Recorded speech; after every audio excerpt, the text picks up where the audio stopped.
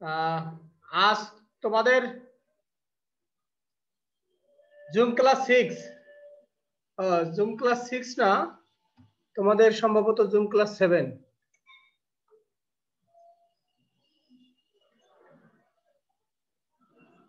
যাই হোক, zoom class 7 এ তোমাদের আজকে HSC first year social art second paper থেকে ক্লাস নেওয়া হবে। আজকের ক্লাসের যে মূল আলোচ্য বিষয়, এর আগের দিন তোমাদেরকে আমি ক্লাসে পড়িয়েছিলাম চিকিৎসা সমাজকর্ম। আজ তোমাদেরকে পড়াবো বিদ্যালয় সমাজকর্ম। যে বিষয়গুলো নিয়ে আজকের আলোচনা হবে সেটা হলো বিদ্যালয় সমাজকর্মের ধারণা, বিদ্যালয় সমাজকর্মের ইতিহাস, বিদ্যালয় সমাজকর্মের গুরুত্ব এবং বিদ্যালয় সমাজকর্মীর ভূমিকা। আসসালামু আলাইকুম স্যার। ওয়ালাইকুম আসসালাম। তো তোমাদের একটা পরীক্ষার নোটিশ কি তোমরা পেয়েছো? জি স্যার। এই পরীক্ষাটা আমি কবে নেব তোমাদের থেকেই তোমরাই আমাকে বলো, কারণ আমাদের কিন্তু নির্ধারিত সময়ের মধ্যে পরীক্ষা নিতে হবে। মনে আছে তো?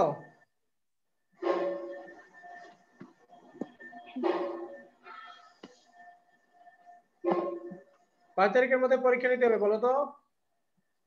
26 তারিখের মধ্যে। 26 তারিখের মধ্যে পরীক্ষা নিতে হবে। এখন আমি তোমাদেরকে কবে এক্সাম নিব বলো?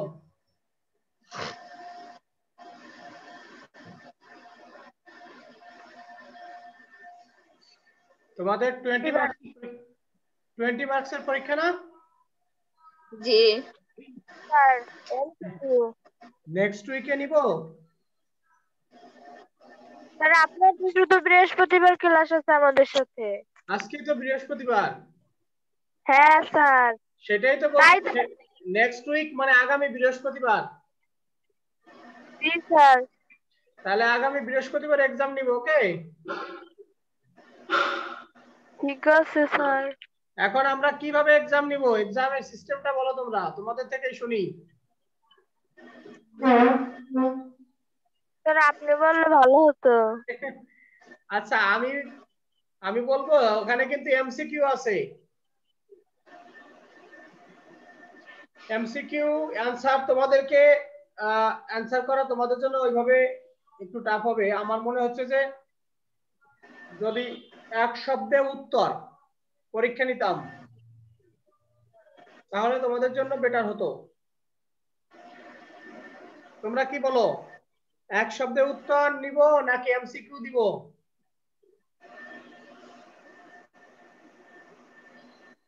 স্যার, বইতে তো এমসিকিউ আছে। হ্যাঁ, এমসিকিউ আছে, এমসিকিউ নিব। এইটা তো উত্তর নেই, আমরা তো গাইড কিনে এমসিকিউ বের করে পড়বো। গাইড কিনতে হবে না, মূল বই পড়ো, তাহলে তুমি পাবে। তোমাদের দুইটা বইয়ের কথা বলেছি, একটা হলো স্যার, কিনছি তো আতিকুর রহমানের উত্তম কুমারের এখনো কিনি নাই। আতিকুর রহমান স্যারের বই কিনেছো সবাই? ঠিক আছে, সেখান থেকেই প্রশ্ন করব। আতিকুর রহমান স্যারের বই থেকেই প্রশ্ন করব, ওকে? ওই বইটা ভালো করে পড়তে হবে। স্যার, আমি তো বই কিনিনি। আসসালামু আলাইকুম স্যার। ইসলাম, বই না কিনলে সেটা তোমার ব্যাপার, সেটা তো তোমাকে টিচার দেখবে না যে তুমি বই কেনো নাই, তোমাকে মার্সি করব, তাই না? স্যার, এই বইটা শুধু কেনা হয় নাই। এটা কিনে ফেলো, আজকে কালকের মধ্যে কিনে ফেলো, আর এক সপ্তাহ পরে পরীক্ষা নেবো, সামনের সপ্তাহে, আগামী ওকে স্যার। বৃহস্পতিবার এক্সাম। আমি আস্তে আস্তে ধীরে ধীরে প্রশ্ন করতে থাকি। স্যার, কত চ্যাপ্টার পর্যন্ত? প্রথম চ্যাপ্টার, শুধুমাত্র প্রথম চ্যাপ্টার। সেকেন্ড পেপারের প্রথম চ্যাপ্টারে আমি এক্সাম নিব, যেহেতু আমি তোমাদেরকে পড়িয়েছি সেকেন্ড পেপার, আমি পরীক্ষা নেব সেকেন্ড চ্যাপ্টারের উপর, সেকেন্ড সেকেন্ড পেপারের ফার্স্ট চ্যাপ্টার, ওকে? জি স্যার। অর্থাৎ বেসিক হিউম্যান নিডস। মনে থাকবে তো? জি স্যার। সবাইকে জানিয়ে দিও, আর আমি একটা গ্রুপে দিয়ে দেবো, ঠিক আছে? গ্রুপে লিখে দেবো পরীক্ষার কথা। ওকে, জি স্যার। তাহলে কি গ্রুপে দিবেন? আমি ওই যে আমাদের যে গ্রুপ আছে না, গ্রুপে লিখে দেবো যে না প্রশ্ন এখানে দেবো, প্রশ্ন জুমে। ও আচ্ছা। তোমরা এইভাবে আমার ক্লাসে অ্যাটেন্ড করবা। ক্লাসে অ্যাটেন্ড করার পর আমি কিন্তু এখানে তোমাদেরকে করব। ক্লাসে অ্যাটেন্ড করার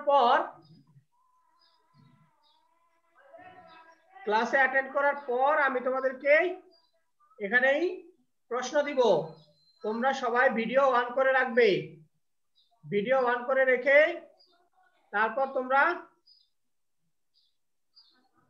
ভিডিও অন করার পরে আমি তোমাদেরকে এখান থেকে মনিটরিং করব। বুঝতে পারছো? জি স্যার, আসলে আমরা লিখে আসি আবার কিসে দেবো? ওই গ্রুপে প্রশ্ন সরি উত্তর? হ্যাঁ স্যার। উত্তর দিবা আমার পার্সোনাল মেসেঞ্জারে। স্যার আপনার পার্সোনাল মেসেঞ্জারে তো আমরা নাই, অ্যাড হতে হবে। জি স্যার। আমি গ্রুপে আমার আইডি বলে দেবো, ঠিক আছে? তোমাদেরকে এখন বলে দিচ্ছি। তোমরা আমার আইডিতে রিকোয়েস্ট পাঠাবা, তারপর অ্যাড হয়ে নেবা। আর একটা শোনো, আর অথবা আমি একটা কাজ করতে পারি, সেটা হলো আমি একটা গ্রুপ খুলতে পারি। সেই গ্রুপে তোমরা, না গ্রুপে দিলে সবাই দেখে যাবে, হবে না, পার্সোনাল আইডিতে দিতে হবে। তাহলে এই অ্যানসারটা কেউ দেখবে না। খাতাগুলো তোমরা পরস্পরের সঙ্গে দেখাশোনা করবা, এটা তো হয় না, ঠিক আছে? এটা তো পরীক্ষার নিয়ম নাই। উত্তরপত্র থাকবে শুধুমাত্র টিচারের নখদর্পণে, শুধু শিক্ষকই জানবেন কে কি লিখেছেন, এটা তোমাদের মধ্যে শেয়ারিং হবে না। যাই হোক, আমি তোমাদেরকে বলছি, আমার যে ফেসবুক আইডি সেটা হলো সবুজ বাক্সি, SABUJ, SABUJ, সবুজ, BAGCHI। তোমরা তো দেখছোই, এখানে সবুজ বাক্সি আইডি থেকেই তো আমরা করি, তোমাদের গ্রুপেই করি, দেখো না? ঠিক আছে? তারপরেও জি স্যার দেখছি। হ্যাঁ, ওইটাতে একটা রিকোয়েস্ট পাঠাবা, আর রিকোয়েস্টে পাঠায় লিখে অথবা আমার মেসেঞ্জারে লিংকে লিখে দিও তোমাদের যে রোল নাম্বার গুলো আছে ওটা দিয়ে দিও সাথে, তাহলে সুবিধা হবে।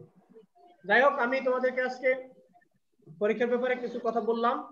সেটা হলো আগামী বৃহস্পতিবার তোমাদের এক্সাম নিব। সেই এক্সামটা অবশ্যই হবে জুমে। স্যার রিকোয়েস্ট পাঠাইছি, অ্যাকসেপ্ট করেন। আচ্ছা ঠিক আছে, আমি দেখছি, এখন ক্লাস করছি তো, একটু পরে আমি দেখছি। কি নাম বলো, নাম বলো। মিম আক্তার, মিম আক্তার? না স্যার, আমার মেসেঞ্জার হলো দোহা ইসলাম। দোহা, দোহা, আচ্ছা ঠিক আছে, আমি দেখছি।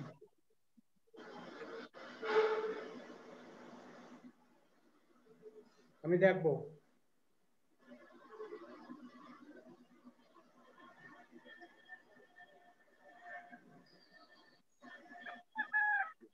আচ্ছা দেখ, শোনো, তাহলে তোমাদের বৃহস্পতিবারে পরীক্ষা নেবো, আগামী বৃহস্পতিবার, এবং জুমে তোমরা সবাই ভিডিও অন করে থাকবে। আমি এখান থেকে দেখবো যে তোমরা কিভাবে পরীক্ষা দিচ্ছ, হ্যাঁ, এবং নির্দিষ্ট সময়ের মধ্যে তোমরা আমাকে উত্তর পাঠাবে। ওকে? স্যার এটা কি মানে থাকবে স্যার, কোশ্চেন থাকবে নাকি এমসিকিউ থাকবে? এমসিকিউ থাকবে, তোমরা খাতায় অ্যানসার লিখে পাঠাবা শুধুমাত্র, যে 1 এর ক, 2 এর ক, 3 এর ক, 4 এর খ, ঠিক আছে? জি স্যার। এইভাবে স্যার আমাদের যে অধ্যায় পড়াইতেছেন এইগুলা তো আমাদের যে এমসিকিউ আছে, এটা তো আপনার উত্তর নাই। আরে বোকা মেয়ে, তুমি তোমার বই বই থেকে খুঁজতে পড়বা, হবে।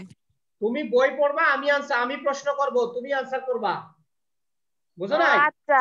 এমসিকিউ অ্যানসার তুমি নিজেই বুঝতে পারবা উত্তর কি হবে, তুমি যদি বই পড়ো। আর যদি না পড়ো, তুমি নিজেই বুঝতে পারবা না কি উত্তর হবে। তোমাকে তো বইটা পড়তে হবে। বেসিক হিউম্যান নিডস, এই অধ্যায়টা তোমাকে পড়তে হবে। এই অধ্যায়টা ভালো করে পড়লেই তুমি অ্যানসারগুলো দেখতে পাবে যে কি হবে। আর এই অধ্যায় থেকে পরীক্ষা নেবেন? এর আগের অধ্যায়, প্রথম অধ্যায়, দ্বিতীয় পত্রের প্রথম অধ্যায়। ওকে, আমি লিখে দেবো, যাও গ্রুপে লিখে দেবো কিভাবে পরীক্ষা নেবো, কি ডিটেইলস লিখে দেবো। ওকে জি স্যার। আচ্ছা, আমি আজকে যে বিষয় নিয়ে আলোচনা করব সেটা হলো বিদ্যালয় সমাজকর্ম। বিদ্যালয় সমাজকর্মটা আসলে কি আমরা দেখি। বিদ্যালয় সমাজকর্ম, তারপরে হাসপাতাল চিকিৎসা সমাজকর্ম, বিভিন্ন সমাজকর্ম নিয়ে আমি তোমাদেরকে এর আগের দিন কথা বলছিলাম একটু। দেখ এখানে দেখো, বিদ্যালয় সমাজকর্ম হলো স্কুলগামী ছেলে মেয়েদের শিক্ষা গ্রহণ এবং শিক্ষা প্রতিষ্ঠানের পরিবেশের সাথে খাপ খাইয়ে নিতে সমাজকর্মের যে শাখা কাজ করে তাকেই বলে বিদ্যালয় সমাজকর্ম। অর্থাৎ স্কুলগামী যে ছেলেমেয়েরা আছে, স্কুলগামী ছেলেমেয়েদের শিক্ষা গ্রহণ এবং শিক্ষা প্রতিষ্ঠানের পরিবেশের সাথে খাপ খাইয়ে নিতে সমাজকর্মের যে শাখা কাজ করে তাকে বলে বিদ্যালয় সমাজকর্ম। এক্ষেত্রে কোনো সমস্যা সৃষ্টি হলে তা ছাত্র শিক্ষক এবং অভিভাবকের সমন্বয়ে সমাধানের চেষ্টা করেন বিদ্যালয় সমাজকর্মী। এটা হলো বিদ্যালয় পরিবেশে যে অবস্থাগুলো তৈরি হয়, অর্থাৎ বিদ্যালয় পরিবেশে সুষ্ঠু একটা পরিবেশ, বিদ্যালয়ে সুষ্ঠু একটা শিক্ষার পরিবেশ সৃষ্টির ক্ষেত্রে সমাজকর্মের জ্ঞান, দক্ষতা, মূল্যবোধ প্রয়োগ করাকেই বলা হয় বিদ্যালয় সমাজকর্ম। অর্থাৎ বিদ্যালয়ের শিক্ষা, অর্থাৎ বিদ্যালয়ের যে শিক্ষার পরিবেশ, সেই শিক্ষার পরিবেশকে সুন্দর করার জন্য, ছাত্রছাত্রীদেরকে বিদ্যালয়মুখী করার জন্য অভিভাবক, শিক্ষক এবং ছাত্রছাত্রীদের সমন্বয়ের মাধ্যমে যে পরিবেশটা গড়ে তোলা হয়, ইতিবাচক পরিবেশ গড়ে তোলা হয়, সেটাকে বলা হয় বিদ্যালয় সমাজকর্ম। সাধারণত শিক্ষার্থীদের মধ্যে বিভিন্ন সমস্যা থাকে, তাই না? যেমন স্কুল পালানো, শিক্ষার্থীদের মধ্যে পারস্পরিক বিদ্বেষমূলক মনোভাব। যেমন ধরে নাও যে একজনের টিফিন আর একজন না বলে খেয়ে ফেলা, তারপরে মারামারি করা, কারো ব্যাগ থেকে পেন্সিল নিয়ে নেওয়া, কলম নিয়ে নেওয়া, টাকা চুরি করা ব্যাগ থেকে। এই যে আচরণগুলো, এগুলো কিন্তু স্কুলের ছেলেমেয়েদের মধ্যে এগুলো থাকে, তাই না? তো এরকম যে অবস্থাগুলো রয়েছে, যেমন ধরো অনেকের আছে একটা স্কুলের একটা ক্লাসের স্টুডেন্টদের মধ্যে কেউ কেউ আছে ফিজিক্যালি অনেক স্টাউট, মানে শারীরিকভাবে অনেক, দৈহিকভাবে অনেক লম্বা চওড়া, বিশালাকার শরীরের অধিকারী। এরকম কিছু কিছু স্টুডেন্ট থাকে। এরা দেখবা অন্যান্য শিক্ষার্থীদেরকে বা অন্যান্য স্টুডেন্টদেরকে দেখবা কি যে এরা সবসময় দমিয়ে রাখে, ভয়ভীতি দিয়ে রাখে। তো এইরকম যে নানাবিধ সমস্যা একটা স্কুলে, এই সমস্যাগুলো সমাধানে সমাজকর্মের যে শাখা কাজ করে সেটা হলো বিদ্যালয় সমাজকর্ম। এখানে একটা জিনিস সবসময় মনে রাখবা যে বিদ্যালয় সমাজকর্মের যে মূল বিষয় সেটা হলো এখানে একটা হলো শিক্ষার্থী অর্থাৎ স্টুডেন্টস, একটা হলো টিচার্স এবং আর একটা হলো গার্ডিয়ানস। এই যে তিনটা জায়গা, আর একটা জায়গা আছে, সেটা হলো বিদ্যালয়ের যে কমিটি থাকবে, অর্থাৎ বিদ্যালয় পরিচালনার যারা থাকবে তাদেরকে বলা হচ্ছে এখানে। হ্যাঁ, সেটা হলো বিদ্যালয় কর্তৃপক্ষ বলবো আমরা। এই যে চারটা কথা আমি বললাম, number 1 students, number 2 teachers, number 3 guardians এবং নাম্বার 4 হচ্ছে যে বিদ্যালয় কর্তৃপক্ষ, ম্যানেজিং কমিটি যেটাকে বলা হয় বিদ্যালয় কর্তৃপক্ষ। এই চারটা লেভেলকে সমন্বিত করার যে কাজটা, সেটা কিন্তু বিদ্যালয় সমাজকর্মীরা করে থাকে। এবং এখানে সবচেয়ে একটা ইম্পর্টেন্ট বিষয় হচ্ছে যে এই চারটা লেভেলের মধ্যে যদি কোঅর্ডিনেশন বা সমন্বয় তৈরি করা সম্ভব হয়, তবেই কিন্তু বিদ্যালয়ের শিক্ষার পরিবেশটা সুষ্ঠু থাকবে। কারণ অনেক সময় দেখা যাচ্ছে কি স্টুডেন্টদের শিক্ষকদের প্রতি অভিযোগ থাকে, স্টুডেন্টদের তাদের পরিবারের প্রতি অভিযোগ থাকে, আবার শিক্ষকদের যে বিদ্যালয় পরিচালনা পরিষদের বা কর্তৃপক্ষের উপর একটা অভিযোগ থাকে। এরকম এই যে একজন আরেকজনকে ব্লেম করে, অর্থাৎ এর কারণে কি হয়, এর কারণে বিদ্যালয়ের যে সুষ্ঠু পরিবেশ, বিদ্যালয়ে পড়ালেখার যে সুষ্ঠু পরিবেশ, সেই সুষ্ঠু পরিবেশ ব্যাহত হয়। এই জন্য এই 4টা স্তরের সমন্বয়ে কিন্তু বিদ্যালয় সুন্দরভাবে পরিচালিত হয়ে থাকে। এই জন্য এই 4টা লেভেলের মধ্যে সমন্বয় স্থাপনের কাজটা করে থাকে কিন্তু বিদ্যালয় সমাজকর্ম বা বিদ্যালয় সমাজকর্মী।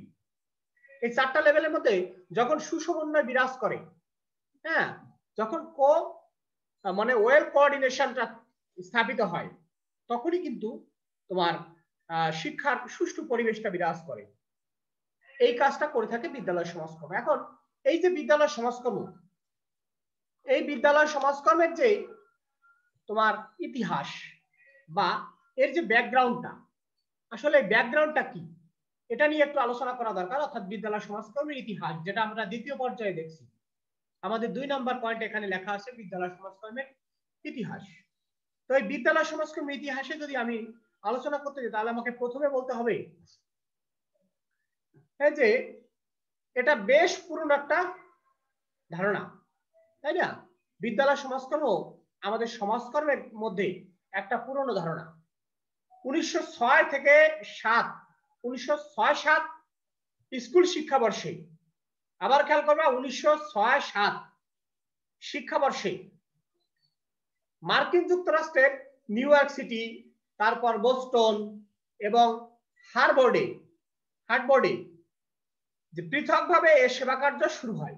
অর্থাৎ সর্বপ্রথম 1906-07 স্কুল শিক্ষাবর্ষে মার্কিন যুক্তরাষ্ট্রের new York city, Boston, Hartford, এই যে শহরগুলো, এই শহরগুলোতে প্রথম বিদ্যালয় সমাজকর্মের যাত্রা শুরু হলো। পরবর্তীতে নিউ ইয়র্ক শহরের হল হাউস এবং গ্রিনউইচ হাউসের বসতি কর্মকর্তারা সর্বপ্রথম চিন্তা করেন যেসব শিশু সেটেলমেন্ট হাউসে আসে তাদের সম্পর্কে শিক্ষকদের জানা খুব জরুরি। এজন্য স্কুল এবং গৃহ পরিদর্শনের জন্য তারা 2 জন কর্মী নিয়োগ করলেন, যারা স্কুল ও সমষ্টির জনগণের সাথে সামঞ্জস্য বিধানের নিবিড়ভাবে কাজ করবে। তাহলে এখানে আমরা দেখতে পেলাম যে এই যে 2 জন কর্মী নিয়োগ করলেন, যারা কি করবে, স্কুল এবং অভিভাবক। স্কুল এবং সমষ্টি মানে কি, জনসমষ্টি মানে অভিভাবক, তাই না? স্কুল এবং অভিভাবকের মধ্যে একটা সেতু তৈরি করবে, যোগাযোগের একটা মাধ্যম তৈরি করবে।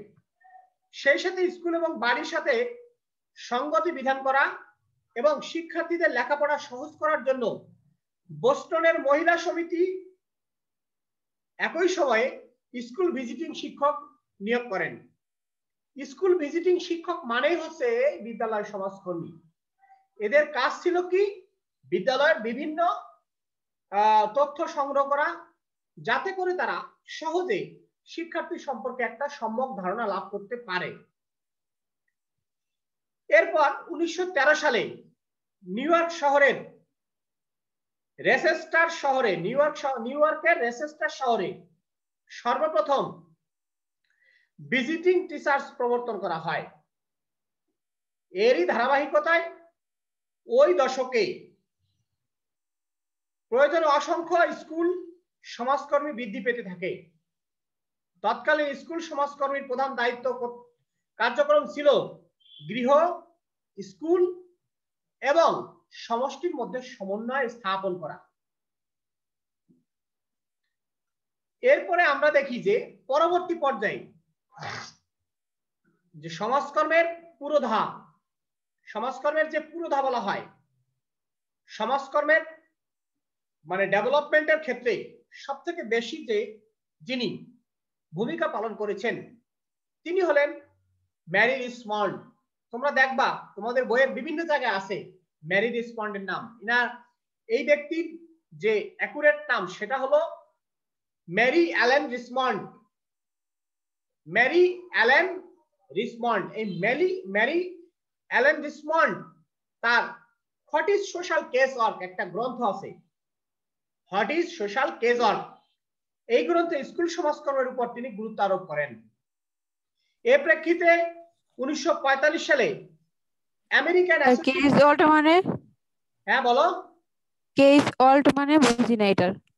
Case work, social case work ব্যক্তি সমাজকর্ম, হ্যাঁ, what is social cage work একটা গ্রন্থ, হ্যাঁ, তার একটা বই, ম্যারি রিচমন্ডের একটা বই। এই বইয়ে তিনি বিদ্যালয় সমাজকর্মের গুরুত্ব মানে তুলে ধরেছেন, বুঝছো? ম্যারি রিচমন্ড একটা বই লিখেছেন, এই বইটার নাম হচ্ছে what is social cage work. Social G cage sir. Work সম্পর্কে তোমাদেরকে আলোচনা করা হবে তোমাদের ষষ্ঠ অধ্যায়ে, ফার্স্ট পেপারের ষষ্ঠ অধ্যায়ে। জি স্যার। সোশ্যাল ওয়ার্ক মেথড নামে একটা অধ্যায় আছে, সেটা হলো ফার্স্ট পেপারের ষষ্ঠ অধ্যায়। সেখানে সোশ্যাল ওয়ার্কের যে মেথড, বেসিক মেথড এবং অক্সিলারি মেথড, দুইটা মেথড, একটা হলো মানে মৌলিক পদ্ধতি আর একটা হলো সহায়ক পদ্ধতি। মৌলিক পদ্ধতি তিনটা, ব্যক্তি সমাজকর্ম, দল সমাজকর্ম এবং সমষ্টি সমাজকর্ম। আর একটা সহায়ক পদ্ধতি, সেটা হলো সোশ্যাল অ্যাকশন, সোশ্যাল অ্যাডমিনিস্ট্রেশন এবং সোশ্যাল রিসার্চ, সোশ্যাল রিসার্চ। এই যে পদ্ধতি, এই পদ্ধতিগুলো নিয়ে আলোচনা করা হবে, সেখানে কিন্তু সোশ্যাল কেজ ওয়ার্ক তুমি জানতে পারবে। হ্যাঁ, আমি জাস্ট তোমাদেরকে একটু প্রাথমিকভাবে বলে দিলাম যে এই যে সোশ্যাল কেজ ওয়ার্কের উপরে একটা বই লিখেছেন, এবং এই বইয়ে তিনি যে উল্লেখ করেছেন বিদ্যালয় সমাজকর্মের গুরুত্ব, যার পরিপ্রেক্ষিতে 1945 সালে American association of school social work গঠিত হয়। আবার খেয়াল করবা, American association of school social work, মানে স্কুল সোশ্যাল ওয়ার্কের উপরে একটা মানে সংগঠন তৈরি হয়ে গেল, তাই না? একটা সংগঠন তৈরি হয়ে গেল, একটা প্রতিষ্ঠান তৈরি হয়ে গেল 1945 এ, 1945 সালে। 1995 সালে সংস্থাটিকে জাতীয় সমাজকর্মী সমিতি, নাম জানো? এনএসডব্লিউ।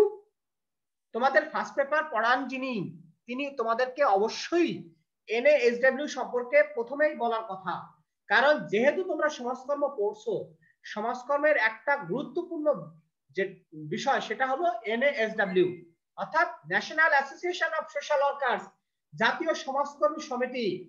সারা বিশ্বের সকল সমাজকর্মীদের যে একটা সমিতি, সেটা হলো আমেরিকায় অবস্থিত। সেই national association of social workers, NASW এর সাথে সংযুক্ত হয় 1995 এ। 1995 সালে বিদ্যালয় সমাজকর্মটাকে এনএএসডব্লিউ এর সাথে সমন্বিত করা হলো। এরপর